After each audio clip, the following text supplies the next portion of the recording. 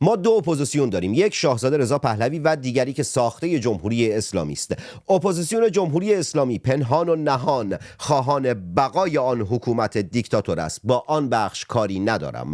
اما برنامه عملی ملی گرایان برای انقلاب ملی چیست؟ احزاب، انجمنها و اندیشکده هایی که تفکرات ملی دارند و حامی شاهزاده رضا پهلوی هستند فقط یک سری اسامی دهن پرکن هستند یا برنامه و استراتژی عملی برای سرنگونی جمهوری اسلامی دارند؟ ملت تا کی باید چشمشان به اپوزیسیون ملی باشد و انقلابی شکل نگیرد؟ اپوزیسیون موتور انقلاب را روشن می کند یا مردم باید حرکت کنند و اپوزیسیون آنها را حمایت و هدایت کند؟ این موضوع این قسمت از برنامه وضعیت قرمز است. مهمان این قسمت مازیار ابراهیمی است.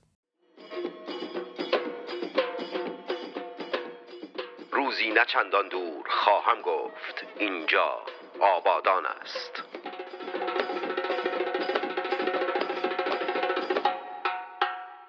مازیار، برنامه شما داخل حزبی که تشکیل دادید چیه؟ بعد اسم حزبتون هنوز همونجوری بلند و طولانیه دیگه، آره؟ یا کوتاش کردید؟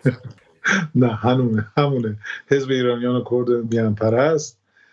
و برنامه‌مون در این حزب بیشتر کارهای فرهنگی و آگاه سازیه. ما برنامه خاصی اونجوری که در اعلام برنامه گفتی برای هدایت مردم یا حرکت مردم ما نداریم فعلا. یعنی ما حتی نمیتونیم عضو از ایران بگیریم به خاطر امنیت کسانی که درخواست عضویت دادن.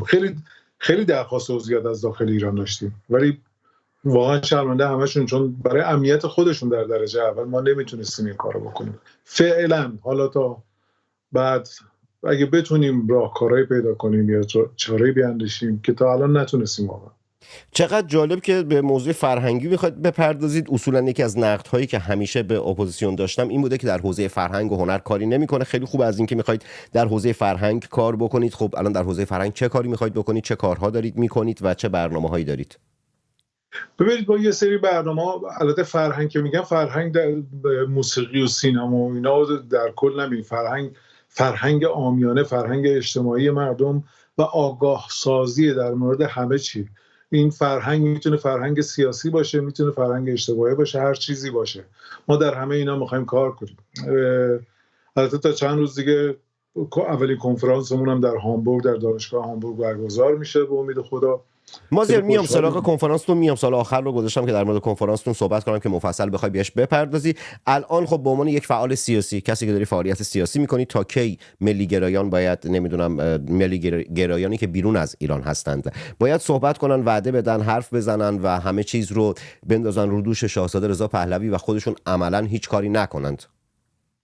ببین، من نمیدونم دقیقاً انتظار مثلا شخص شما یا یکی مثل شما از یکی مثل من یا حزبی که من درش هستم چی هست. من دقیقاً این انتظار واقعا نمیدونم. خیلی خوشحال میشم یکی دقیقاً انتظارش رو به من بگه. 100% من انتظارات خیلی زیادی دارم. اولین انتظارم اینه که یک اتفاق منسجم بیفته. دومین انتظارم اینه که اتفاق منسجم یعنی چی؟ قشنگ با دیتیل میام صحبت میکنم. نگاه کن، یک اتفاق منسجم یعنی این که ابتدایی ترین حرکتی که ملی گرایان دارن میکنن، تظاهرات هایی که دارن میذارند از لحاظ گرافیکی، حالا که در حوزه فرهنگ هم دارید کار میکنید تو اینا، از لحاظ گرافیکی، از لحاظ تصویری یک استانداردی رو داشته باشه. ما میبینیم فرقه جنون میاد تظاهرات میذاره، میره 500 یورو 600 یورو میده دست یه کسی که شغلش طراحی پوستره و اون شخص میاد طراحی میکنه، اون رو داخل تمام کشورها فقط نمیدونم تاریخ و مکان و اینجور چیزها عوض میشه. دومین انتظاری که دارم اینه که آقا مردم دنبال وعده نیستن، مردم دنبال تحلیل نیستن، مردم دنبال آگاهی هستن. اگر قرار آگاهی بدید در حوزه مثلا دفاع مشروع، چه آگاهی میتونید بدید؟ در حوزه بد فرهنگی ها و بد اخلاقی.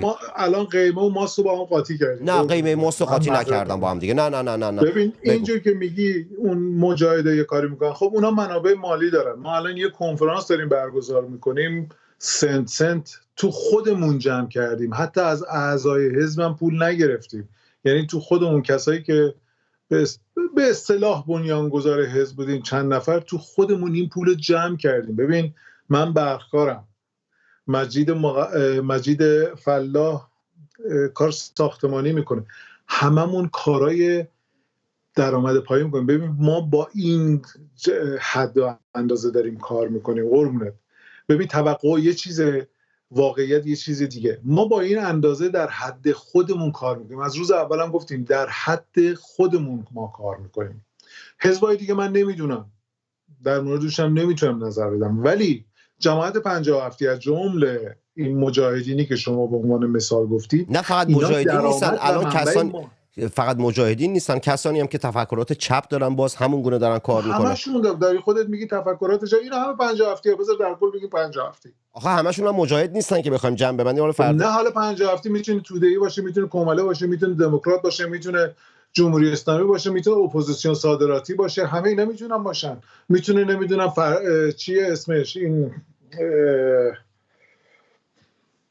تو آمریکاست لابی میکنه، نایاک باشه. خب.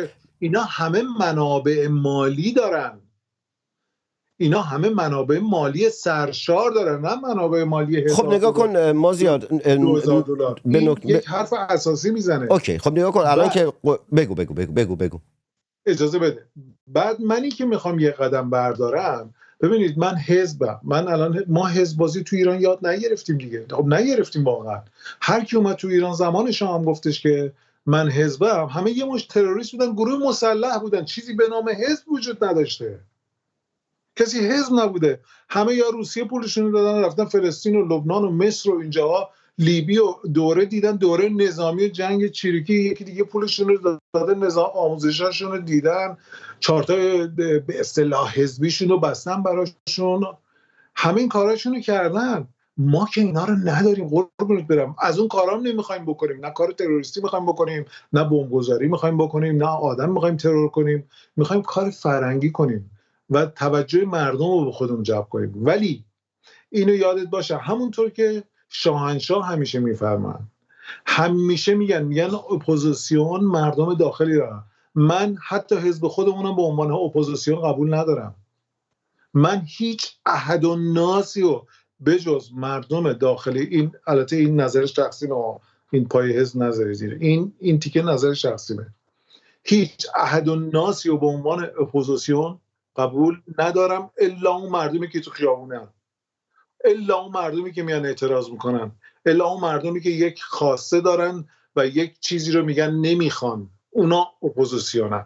ببینید هر موقع تو ایران اتفاقی میفته، شلوغ میشه، مردم میریزن بیرون، اعتراض میکنن، تمام اینا میشه محرک ما، میشه انرژی ما. دقیقاً قضیه برعکس اون چیزی که همه دارن روش مانور میدن.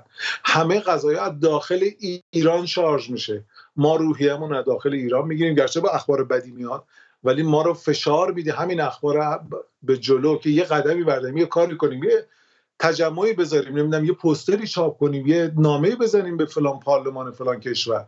این کارهایی که از دستمون برمیاد، ولی در نهایت حرف اول و آخر رو اون مردم میزنن. خب مازیار یه لحظه وایسا، میلیونی که داخل ایران هستن. اوکی نگاه از آخر شروع میکنم با نکته آخری که گفتی که اپوزیسیون رو نمیشناسی و مردم رو اپوزیسیون میدونی. خب فرقه جنون هم همین حرفو میزنه، میاد میگه ملی گرایان، شاهزاده رضا پهلوی اینا اپوزیسیون نیستن، رهبر ما داخل زندان، رهبر ما تو ایران، رهبر منم رهبر تویی. من با این قضیه مشکل دارم. بذار صحبتم تموم بشه بعد یکی یکی اشاره بکن، چون این قشنگ این صحبتیه که مسیح علی نژاد هم داره میکنه، میگه رهبر منم رهبر تویی، به نوعی داره حرف اون رو تکرار میکنین. نکته دوم اینه که میشنوم صحبتتو کامل میشنوم صحبتتو تموم بشه. سر بحث در مورد انرژی که گفتی مردم میان کف خیابون انرژی میگیریم، ما دمت گرم از اینکه از کف خیابون اومدن مردم. بله من هم انرژی میگیرم. این انرژی رو در راستای چه چیزی داریم صرفش میکنیم؟ داری چی کار میکنیم این انرژی رو؟ و نکته سوم سر موضوع پول که هزینه و پول و بودجه که صحبت کردی، بله هیچ انقلابی بدون پول اتفاق نمیفته، هیچ فعالیت سیاسی بدون پول اتفاق نمیفته. وقتی پول نداشتید برای چی حزب زدید پس؟ ببین از اولین قسمت شروع کنم، گفتی علی نژاد هم همین حرفو میزنه. نه ببینید اصلا شاهنشاه رو قاطی این حرفا نکنید. شاهنشاه یک مقام یا یک چیز جدایی از همه این بحثاست. اپوزیسیون و من رهبرم و نمیدونم اون رهبرا، آره اونا همون بذار برن رهبرشن، اگه میتونن برن رهبرشن. مردم تجربه رهبری رو دیدن. کسی دنبال رهبر نمیگرده، کسی دنبال یکی میگرده که همه رو دور هم جمع کنه. مردم دنبال میگردن یکی توانایی داشته باشه، سواد داشته باشه، شعور سیاسی روزو داشته باشه، دلسوز کشور و مردم باشه. اینو تو کدوم یک از این آدمو میبینی؟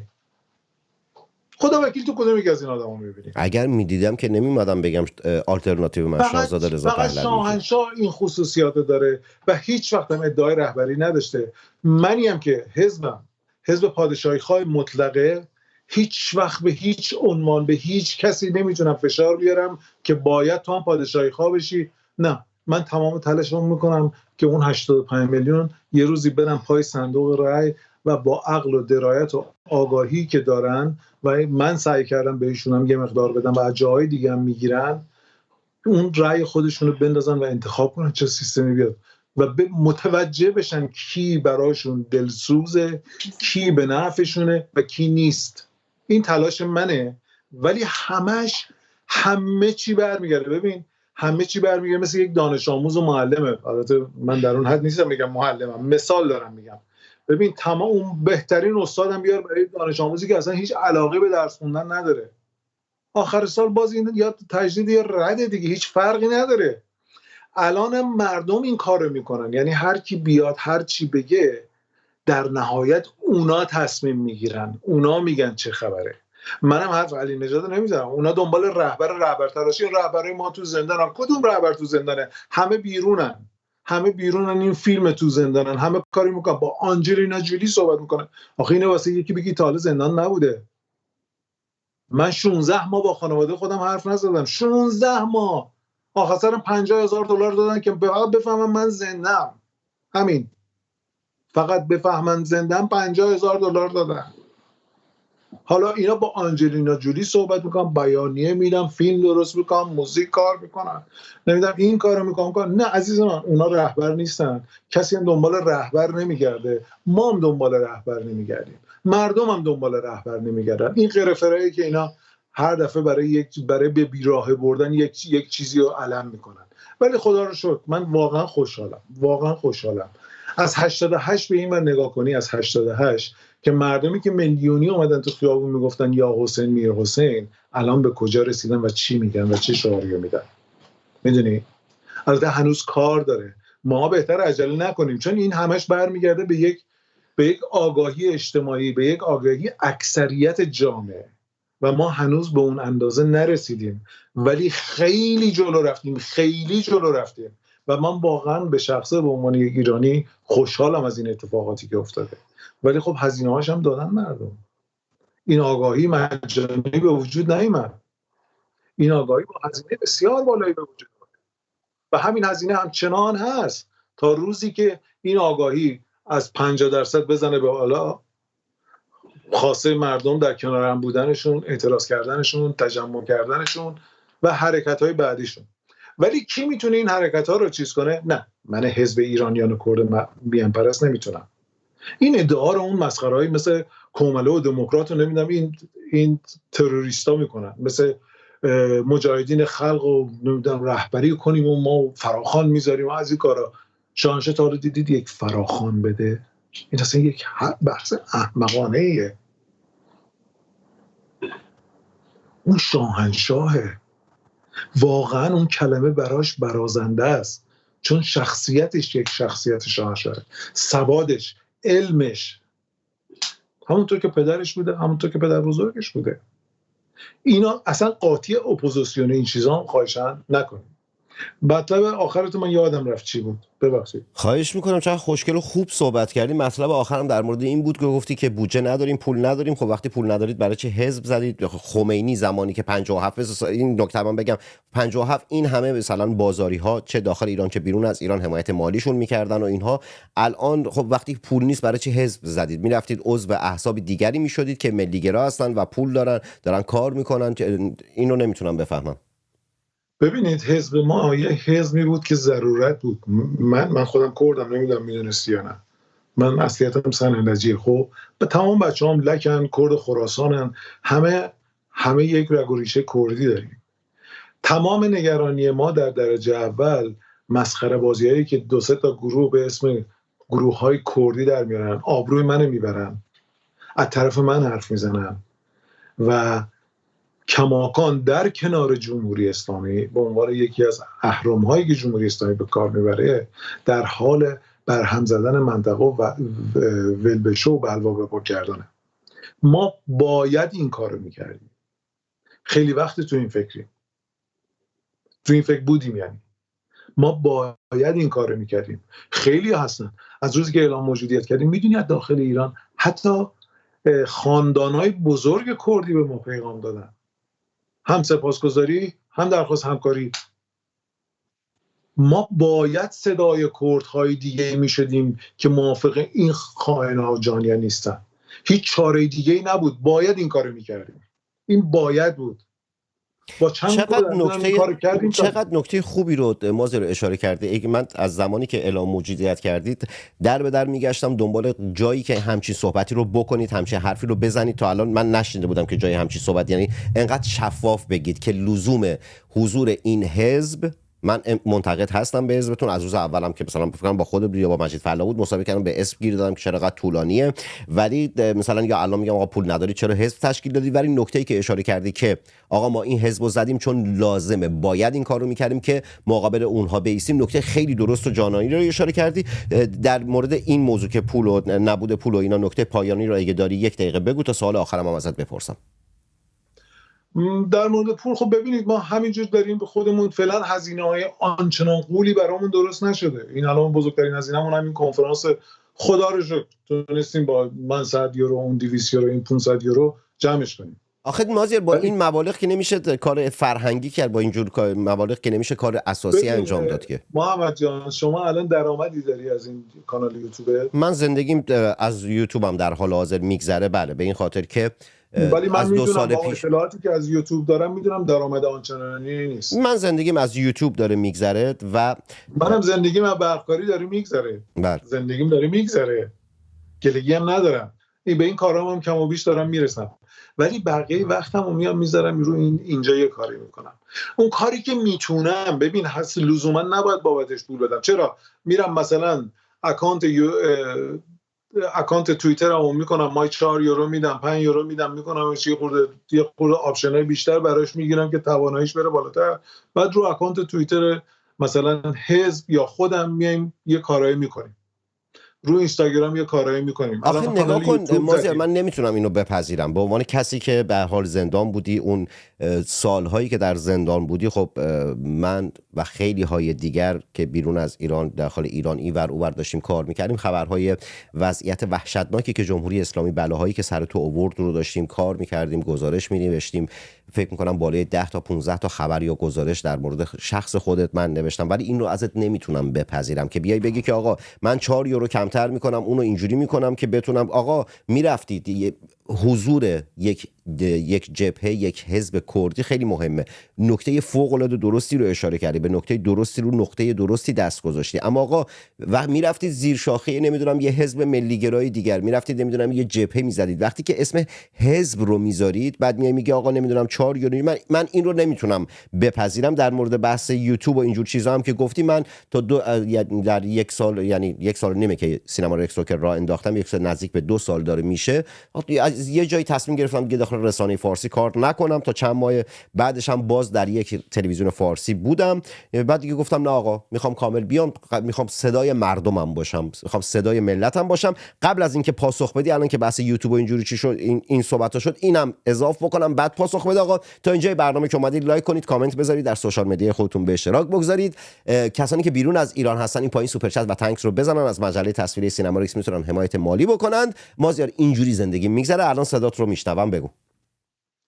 عرض کنم خدمت حزبای دیگه هم اگه به جای وصل نباشه مطمئناً با کم و بیش همین وضعیت ما رو داره، یعنی هیچ فرقی نداره. فکر نکن دیگران حزبای ملیگرا و پادشاهی خواست چون به جای وصل نیستن. ما که به جای وصل نیستیم، هیچ مملکتی نه بهمون فاند میده نه باند میده، هیچی نمیده. خب ولی حالا بحث حزبای دیگر هم که کردیم، به اصطلاح حزبای دیگر هم که کردیم، تکلیف اونها معلومه. ولی رو این کلمه 4 یورو گیر نکن. این 4 یورویی که میگم به عنوان نمونه است. من از هر ابزاری که بتونم خودم رو تبلیغ کنم، فکرم و ایدم رو بگم، مردم رو روشن کنم، آگاهی رو، سطح آگاهی رو ببرم بالا، سطح آگاهی رو بتونم ببرم بالا استفاده میکنم، چه 4 یورویی باشه چه 400 یورویی باشه، ولی در درجه اول به جیبم نگاه میکنم. بعدشم تمام حزبای دنیا، من اینو قویا میگم و هیچ لکنتی و ترسی هم بابتش ندارم، تمام حزبای دنیا به یه جایی وصلن، یک پشتوانه مالی دارن. میدونید چی میگم؟ حزبا رو معمولا میاد بنگاه‌های اقتصادی تعریف میکنن، یعنی همین حزب آقای ترامپ یا حزب فلان فرانسه به یه جایی وصلن، پشت پردهشون یه سری آدمایی که اصلا هیچ اسمی هم ازشون نیست، ولی اونا تمام به اصطلاح اون خانواده‌های پشت پردهن که تمام دنیا رو میچرخونن. متوجهی؟ ما اینجوری نیستیم. آره متوجه هستم ولی منتظر اون روز هستم و میدونم اون روز میاد. منتظر اون روز هستم که مردم هم مثل ما به این نیازه برسن که ما نیاز داریم به این چیزها، به این حزب نیاز داریم، به اون حزب نیاز داریم. فردا تو سپهر سیاسی ایران به این آدما نیاز داریم، به این گروه ها برای حرف زدن نیاز داریم. حالا اگه حرفمون ایدمون با هم یکی، هرچی عضومون بیشتر شه قوی تر میشیم. متوجه چی میگم؟ آره متوجه هستم. سوال آخرمو بپرسم یا نکته‌ای داری هنوز؟ نه. اوکی آقا نگاه کن، حدوداً 20 دقیقه صحبت کردیم، باز من نفهمیدم. در حد 1 دقیقه 2 دقیقه به من بگو لطفاً. الان برنامه حزب شما چیه؟ چه کمکی به مردم داخل ایران که من و تو ازشون انرژی میگیریم میکنید و چه برنامه‌ای واسه این قضیه دارید؟ با توجه به اینکه گفتی از داخل ایران هم که عضوگیری ندارید، چون مصاحبه قبلی که با داشتم اگه یادم باشه گفتی که خیلی سخت داریم تلاش میکنیم بگیریم که امنیتشون حفظ بشه. الان دیگه آب پاکی رو ریختید، اصلا عضوگیری ندارید، فقط واسه بیرون از ایران. شاید هم خیلی بهتر، خیلی بهتره. البته من فکر می‌کنم به خاطر امنیت، من فکر می‌کنم یعنی با توجه به وضعیت سیستم امنیتی به هر حال جمهوری اسلامی یک لایه امنیتی که نداره. اطلاعات سپاه داره، وزارت اطلاعات هست، نمیدونم اطلاعات نیروی انتظامی است، باز خود اطلاعات سپاه چند شاخه میشه. واسه همین فکر می‌کنم اگر مثلا احزاب بیرون از ایران عضوگیری نکنن شاید خیلی بهتر باشه. 1 دقیقه به من بگو آقا برنامه‌تون چیه، برم که بعدش 1 دقیقه 2 دقیقه هم در مورد کنفرانسی که دارید میذارید ازتون بپرسم. خون به دلم نکن مازیار ابراهیمی، خیلی قشنگ بگو برنامه‌تون چیه. عزیز من اولم گفتی چقدر خوبه، چقدر ایده خوبی، حالا میگی نه من نفهمیدم. اوکی، من هیچ مشکلی ندارم. دوباره میگم ما بیشتر فوکوسمون، یعنی تقریبا تمام فوکوسمون رو کار فرهنگی و آگاه سازیه. آقا چه کار فرهنگی میخواید بکنید؟ این رو به من بگو. کار فرهنگی، ببین کار فرهنگی مثلا همین بحثی که الان شما داری میکنی در مورد اپوزیسیون کیه؟ این یه بحثی که انداختن تو شبکه‌های اجتماعی. میتونی این دغدغه مردم یه انتظاری داره، یه کلمه انداختن تو ذهنشون، مثلا این دموکراسی، آزادی، نمیدونم این کلمه‌های قلمبه سلمبه که بعد وقتی ترجمه میری میگردی میبینی بابا هیچ کی هنوز هیچ تعبیر خاصی برای این نداره. یک کلمه خیلی قلمبه سلمبه، خیلی کارا میتونی باهاش بکنی، یک مشکل اساسی تو مغز مردم ایجاد کنی. آقا اپوزیسیون کیه؟ اپوزیسیون چیه اصلا؟ کی میدونه اینو؟ یه نمونهش همین، من بتونم مردم کشورم آگاه کنم که آقا به کی میگن اپوزیسیون چیه، باید چه خصوصیاتی داشته باشه. و الان در حال حاضر ما ایرانی‌ها اپوزیسیونمون کیه واقعا؟ من بتونم همینو برای مردم آگاه کنم، مردم در این مورد، کلاه خودم 70 بار میندازم بالا و چیزای دیگه مثل همین. اینا خیلی قضایای مهمیه. ما یه بحثی رو افتاده بود تو مازیار با یه حساب توییتری 4 یورویی هم میشد همین چی کاریو کرد دیگه، نیازی نبود یه حزب. نه نمیشه. بگو. نمیشه. شما تو توییتر مگه چند تا کاربر داری؟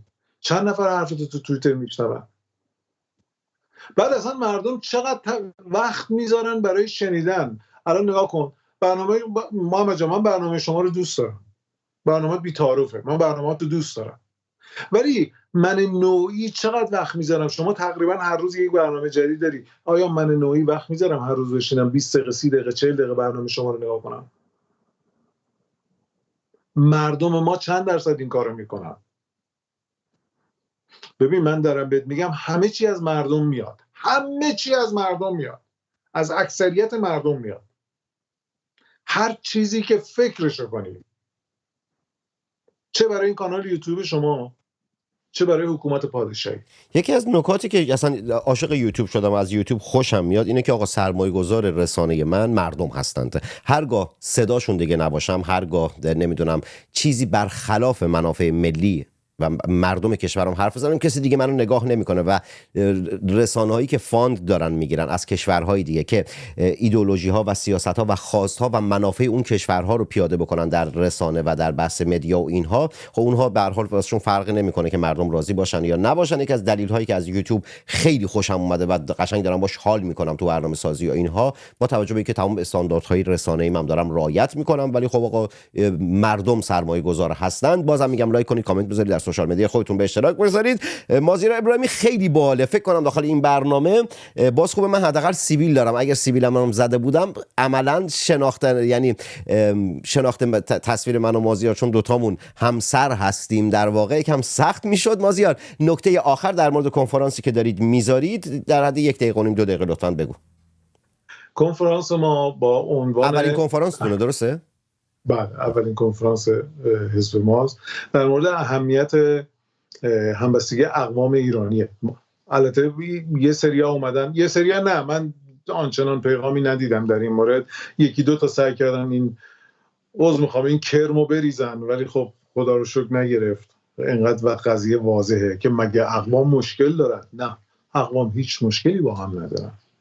اقوام ایرانی همه با هم، همونطور که کلمه ایران یک کلمه واحد برای همشونه و همشون تعبیر و تفسیر و تعریف میکنه، خودشون اینو کاملا واقفن، هیچ مشکلی ندارن. ولی چیزی که ما داریم میگیم فقط بررسی ابعادی که این قضیه رو داره اهمیت میکنه هست. همین، یه خورده هر تیکش رو بولتر کنیم، یه خورده اگه جایی نقص داره پیدا کنیم که تا حالا پیدا نکردیم، و از مهمانای خیلی عزیز و خوب و محترمی دعوت کردیم، مثل خانم فروغ کنعانی، مثل آقای نجات بهرامی و آقای وحید بهمن. مهمانان خیلی عزیزی داریم، صحبتاشون، نظراتشون رو میشنویم و همینطور جلسه پرسش و پاسخ داریم. یک تایم کوتاهی در 3 تا پلتفرم برگزار میشه این کنفرانس و این کلیت قضیه است. برای اینکه جامون محدوده اعلام کردیم که هموطنان عزیزی که مایلن شرکت کنن لطف کنن تو وبسایت ما، اونجا یک بخشی گذاشتیم درخواست شرکت کردن بدن که یک کدی بهشون تعلق میگیره تا وقتی که جا هست، چون میگم محدودیت جا داریم اونجا. از لحاظ امنیتی هم خیلی درسته، چون زمانی هم که اعلام موجودیت کردید خب تجزیه طلبان و اون کسانی که حالا تفکرات تجزیه طلبی دارند حمله‌های خیلی زیادی به تو مجید فلاح کردن. صحبت پایانی چیزی داری؟ نه، فقط آرزوی بهترینایی رو برای ایران و ایرانی دارم. همین. جاوید پاینده ایران. زنده باشید. حدودا فکر میکنم 7 سال یا 8 سال یا 9 سال پیش بود یک مصاحبه با ناصر تقوایی داشتم. در اون مصاحبه از آرزوها صحبت میکردیم. برگشت گفت که من هیچ آرزویی ندارم. گفتم چرا؟ گفت که به خاطر اینکه آرزوها برای نرسیدن هستن. من تلاش میکنم به هر چی که میخوام برسم. ما مردم ایران باید تلاش بکنیم به هر چی که میخوایم و آن هر چیز یا هر چه آزادی کشورمون و فردای ایرانمون است. در ملیگرایی فقط عشق به وطن و ملیت وجود داره. در ملیگرایی به جز عشق به وطن و به ایران هیچ چیز دیگری نیست. ملت شریف ایران، درد و بلاتون به جونم بخوره. ملت شریف ایران بی قضا بلا باشید. ملت شریف ایران مرواتون به همه روزه. جنگ زده تک تک شما محمد تنگستانی هستم، شاعر و روزنامه نویسی که به زودی زود در شهر خودش آبادان و کشور خودش ایران برای شما برنامه خواهد ساخت و در ابتدای هر برنامه خواهد گفت اینجا آبادان است. علامتی که همتون میشنوید اعلام خطر یا وضعیت قرمز است و معنی و مفهوم آن این است که حمله هوایی انجام خواهد شد. محل کار خود را ترک و به پناهگاه بروید.